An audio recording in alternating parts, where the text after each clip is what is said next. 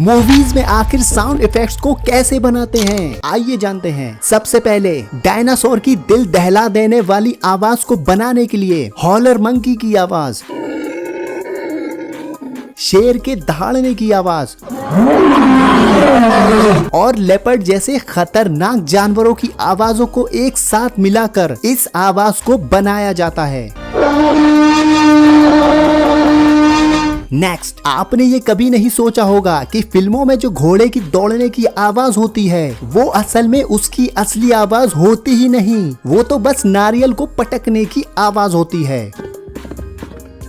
Next, movies में जो आप फायरवर्क्स के फूटने की आवाज को सुनते हैं वो रियल नहीं होती। दरअसल कार को बलून्स के ऊपर से गुजारा जाता है जिससे वो फूटते हैं और उससे ही बनती है फायरवर्क्स की आवाज।